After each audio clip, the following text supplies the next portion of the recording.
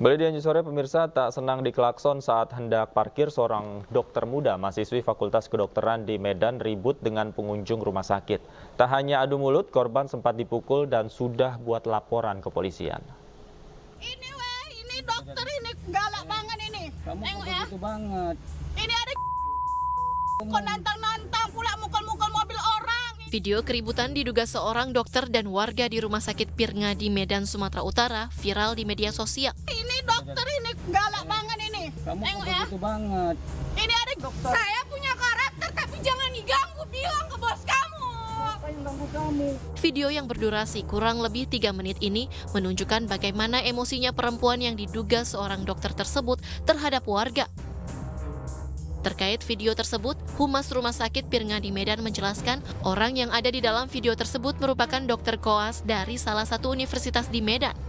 Keributan bermula dikarenakan saling tak sabar saat memarkirkan kendaraan dan membunyikan klakson, sehingga perempuan di video tersebut terpancing emosi dan keributan pun tak terelakkan. Kayaknya kurang miskomunikasi. Kenapa dibilang miskomunikasi? Dia ini kan parkir katanya di klakson dia keluar.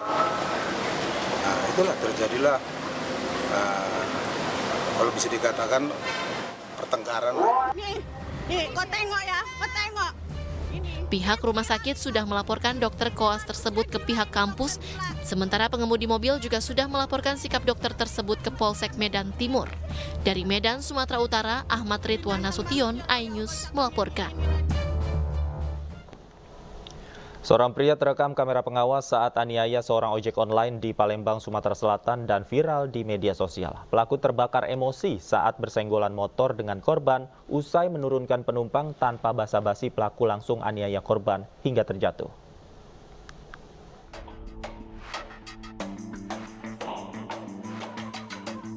Aksi penganiayaan terhadap seorang ojek online terekam kamera CCTV salah satu rumah warga. Peristiwa terjadi saat korban dan pelaku hampir bersenggolan di sebuah lorong saat korban baru saja menurunkan penumpang. Tanpa basa-basi tersulut emosi, pelaku langsung menganiaya korban hingga terjatuh. Warga yang mengetahui kejadian sempat melerai perkelahian namun tak dihiraukan pelaku dan kembali menganiaya korban. Video rekaman aksi penganiayaan ini pun viral sehingga memancing emosi para pengendara ojol lain. Dan langsung mendatangi rumah pelaku yang tak jauh dari lokasi kejadian. Para ojek online meminta agar pelaku segera menyerahkan diri ke polisi dan bertanggung jawab atas perbuatannya. Tujuan kami ini cuma untuk klarifikasi. Kalau bisa, ke SK ini ke Polsek lah, menyerahkan diri kan untuk kelanjutannya. Kalau memang dia ada itikat baik, kan damai apa tidak ya terserah dengan korban itu kan. Kami cuma sekedar bantu baik Pak ini Pak. Baik kan? Ini tetap damai kita kayak ya? Ya, tetap damai. Insya Allah kondusif, tidak kata namanya anarkis Pak di Kampung Wong. Petugas yang mendapati laporan penganiayaan terhadap seorang ojek online mendatangi rumah pelaku dan meminta para ojol untuk membubarkan diri. Datang ojol di tempat pelaku ini untuk mengantisipasi jangan sampai terjadi hal-hal yang tidak kita inginkan lagi. Jadi kita suruh bubar ini apa? Alhamdulillah berkat himbauan dari kami, rombongan ojol mau untuk membubarkan diri dengan syarat pelakunya harus tertangkap.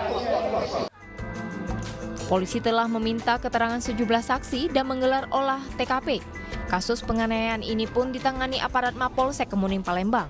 Dari Palembang, Sumatera Selatan, Firdaus Ainus melaporkan. Seorang wanita pelaku prostitusi online ditangkap saat bertransaksi di dalam mobil bersama seorang pria hidung belang di Kota Bukit Tinggi, Sumatera Barat. Ditemukan bukti transaksi uang di ponsel dan alat kontrasepsi.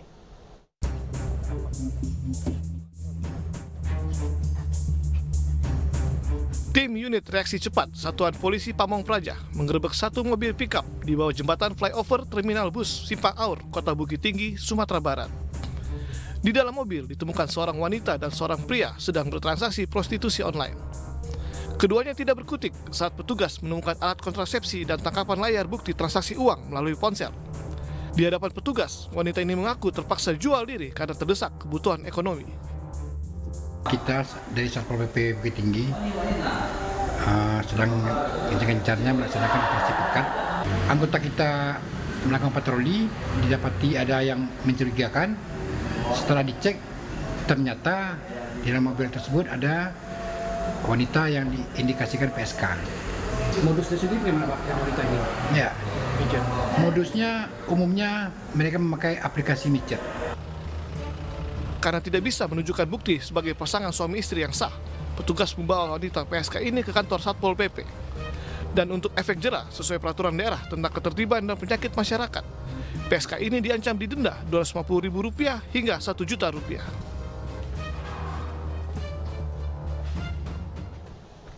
Empat jenazah korban pembunuhan dukun palsu Slamet Tohari belum berhasil diidentifikasi oleh tim DVI. Kondisi korban yang sudah berbentuk rangka dan belum adanya kecocokan antemortem dan postmortem menjadi kendala identifikasi.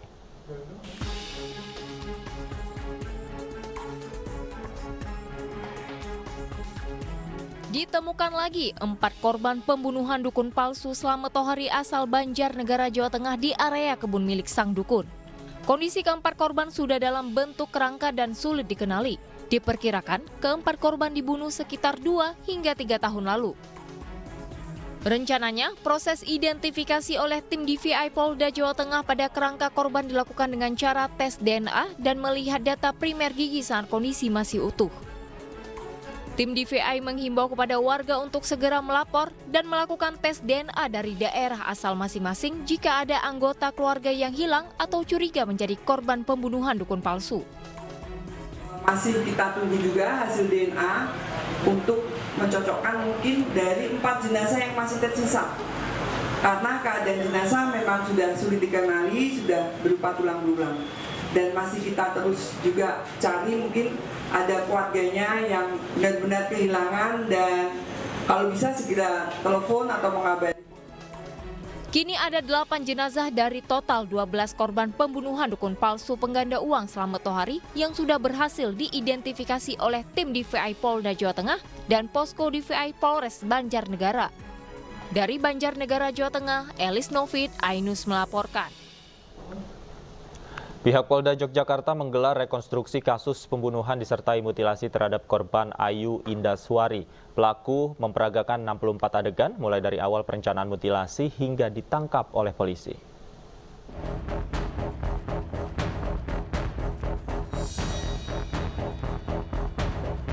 Rekonstruksi kasus mutilasi terhadap Ayu Indaswari, wanita 35 tahun asal Kecamatan Kraton, Yogyakarta, digelar hari ini oleh Polda Daerah Istimewa Yogyakarta. Polisi menggelar reka ulang adegan di 8 titik berbeda, termasuk di salah satu wisma yang menjadi tempat mutilasi korban di wilayah Pakem, Sleman, Yogyakarta. Adegan diperagakan mulai dari awal perencanaan menjemput korban di parkiran rumah sakit Bethesda, memutilasi korban di wisma, pelaku makan di Warmindo, hingga pelaku ditangkap di Jawa Tengah. Rekonstruksi dilakukan untuk melengkapi berita acara pemeriksaan. Total ada 64 adegan rekonstruksi yang diperagakan langsung oleh pelaku mutilasi. Rekonstruksi ini adalah memberikan gambaran bagi penyidik ya untuk memberikan keyakinan ya kepada penyidik apa yang dilakukan oleh tersangka atau saksi bisa memberikan gambaran ya, bisa memberikan gambaran supaya tersangka atau saksi ini memperagakan ulang di lokasi yang sesungguhnya. Orang tua korban Ayu Indaswari meminta pelaku dihukum mati karena telah dengan sadis memutilasi anak perempuannya.